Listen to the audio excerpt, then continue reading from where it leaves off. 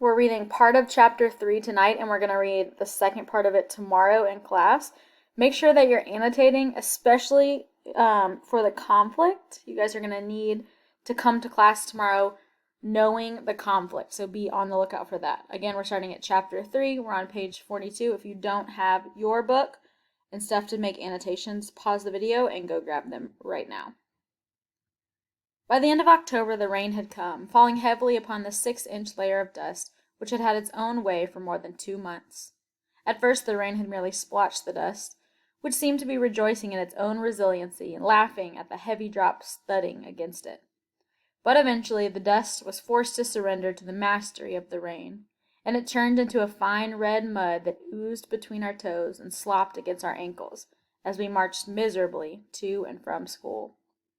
To shield us from the rain, Mama issued us dried calf skins, which we flung over our heads and shoulders like stiff cloaks.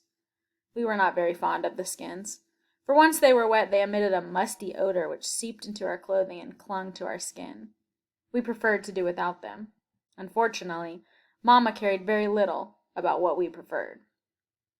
Since we usually left for school after Mama, we solved this problem by dutifully cloaking ourselves with the skins before leaving home.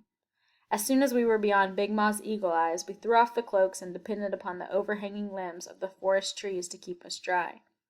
Once at school, we donned the cloaks again and marched into our respective classrooms, properly attired. If we had been faced only with the prospect of the rain soaking through our clothing each morning and evening, we could have more easily endured this journey between home and school. But as it was, we also had to worry about the Jefferson Davis school bus zooming from behind and splashing us with the murky waters of the road. Knowing that the bus driver liked to entertain his passengers by sending us slipping along the road to the almost inaccessible forest banks washed to a smooth baldness by the constant rains, we continuously looked over our shoulders when we were between the two crossroads, so that he could reach the bank before the bus was upon us. But sometimes the rain pounded so heavily that it was all we could do to stay upright, and we did not look back as often, nor listen as carefully as we should. We consequently found ourselves comical objects to cruel eyes that gave no thought to our misery. No one was more angered by this humiliation than Little Man. Although he had asked Mama after the first day of school why Jefferson Davis had 2 buses and Great Faith had 1, he had never been totally satisfied by her answer. She had explained to him, as she had explained to Christopher John the year before, and to me 2 years before that the county did not provide buses for its black students. In fact, she said, the county provided very little, and much of the money which supported the black schools came from the black churches. Great Faith Church just could not afford a bus, so therefore we had to walk. This information cut deeply into Little Man's brain, and each day when he found his clean clothes splashed red by the school bus, he became more and more embittered, until finally one day he stomped angrily into the kitchen and exploded. "They done it again, Big Ma! Just look at my clothes!" Big Ma clucked her tongue as she surveyed us. "Well, go on and get out of 'em, honey, and wash 'em out. All of y'all get out of them clothes and dry yourselves," she said, turning back to the huge iron-bellied stove to stir her stew. "But Big Ma, it ain't fair," wailed Little Man. "It just ain't fair." Stacy and Christopher John left to change into their work clothes, but Little Man sat on the side bench looking totally dejected as he gazed at his pale blue pants crusted with mud from the knees down. Although each night Big Ma prepared a pot of hot, soapy water for him to wash out his clothing, each day he arrived home, looking as if his pants had not been washed in more than a month. Big Ma was not one for coddling any of us, but now she turned from the stove, and wiping her hands on her long white apron, sat down on the bench and put her arm around Little Man. "Now look here, baby. It ain't the end of the world. Lord, child, don't you know one day the sun'll shine again and you won't get muddy no more?" "But Big Ma," Little Man protested, "if'n that old bus driver would slow down, I wouldn't get muddy." Then he frowned deeply and added, "Or if'n we had a bus like theirs." "Well, he don't, and you don't," Big Ma said, getting up, "so ain't no use frettin' about it. One day you'll have plenty of clothes, and maybe even a car of your own to ride around in. So don't you pay no mind to them ignorant white folks. You just keep on studying and get yourself a good education, and you'll be all right.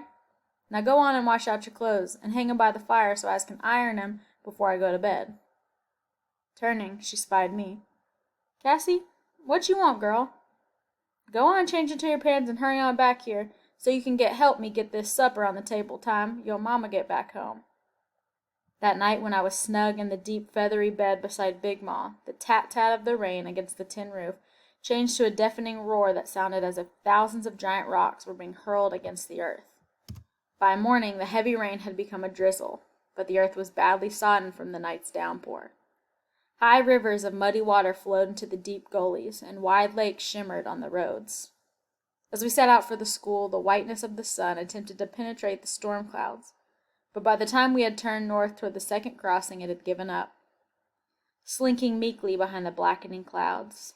Soon the thunder rolled across the sky, and the rain fell like hail upon our bent heads.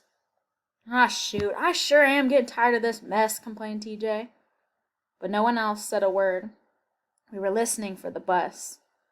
Although we had left home earlier than usual to cover the northern road before the bus came, we were not overly confident that we would miss it, for we had tried this strategy before. Sometimes it worked, most times it didn't. It was as if the bus were a living thing, plaguing and defeating us at every turn. We could not outwit it.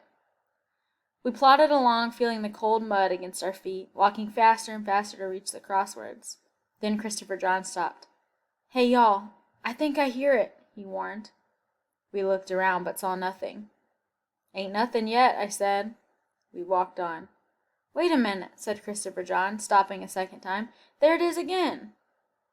We turned, but still there was nothing. "Why don't you clean out your ears?" TJ exclaimed.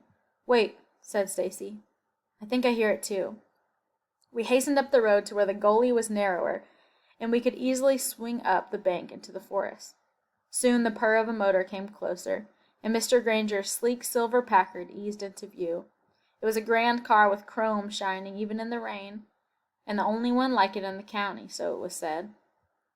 This is important. You can stop and annotate here. Mr. Granger, remember, owns all of the Granger land and has a bunch of families that are sharecroppers on his land.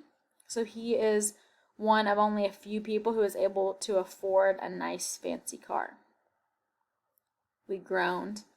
"Just old Harlan," said TJ flippantly, as the expensive car rounded a curve and disappeared. Then he and Claude started down the bank. Stacy stopped them. "Long as we're already up here, why don't we wait a while?" he suggested. "The bus ought to be here soon, and it'll be harder to get up on the bank further down the road." "Ah, man, that bus ain't coming for a while yet," said TJ. "We left early this morning, remember?" Stacy looked to the south, thinking. Little man, Christopher John, and I waited for his decision. "Come on, man," TJ persuaded. "Why stay up here waiting for that devilish bus when we could be at school out of this mess?" "Well..." TJ and Claude jumped from the bank. Then Stacy, frowning as if he were doing this against his better judgment, jumped down too. Little man, Christopher John, and I followed. 5 minutes later, we were skidding like frightened puppies toward the bank again as the bus accelerated and barreled down the narrow, rain-soaked road. But there was no place to which we could run, for Stacy had been right. Here the gullies were too wide, filled almost to overflowing, and there were no briars or bushes by which we could swing up onto the bank.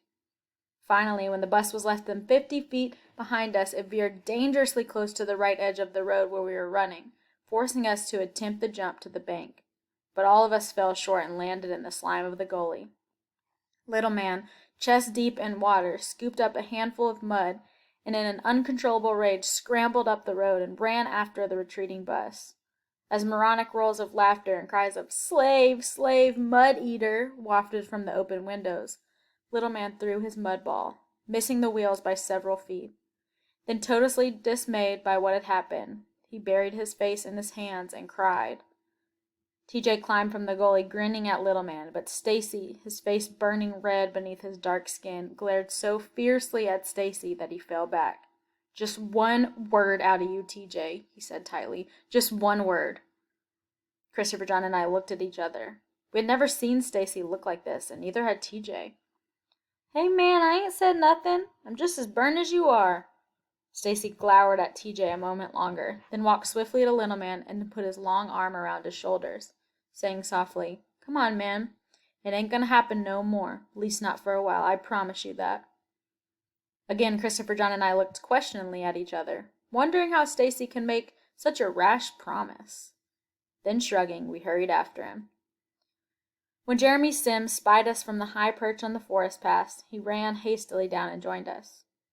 "Hey," he said, his face lightening in a friendly grin, but no one spoke to him. The smile faded, and, noticing our mud-covered clothing, he asked, "Hey, Stacy, what happened?" Stacy turned and stared into his blue eyes and said coldly, "Why don't you leave us alone? How come you always hanging round us anyway?" Jeremy grew even more pale. "'Cause I just likes y'all," he stammered. Then he whispered, "What was it, the bus again?" No one answered him, and he said no more. When we reached the crossroads, he looked hopefully at us, as if we might relent and say goodbye. But we did not relent, and as I glanced back at him standing alone in the middle of the crossing, he looked as if the world itself was slung around his neck. It was only then that I realized that Jeremy never rode the bus, no matter how bad the weather was. As we crossed the school lawn, Stacy beckoned Christopher John, Little Man, and me aside. "Look," he whispered, "meet me at the tool shed right at noon." "Why?" we asked. He eyed us conspiratorially. "I'll show y'all how we're going to stop that bus from splashing us." "How?" asked Little Man, eager for revenge.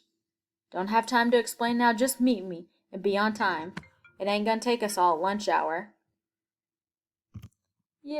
You mean we ain't going to eat no lunch?" Christopher John cried in dismay.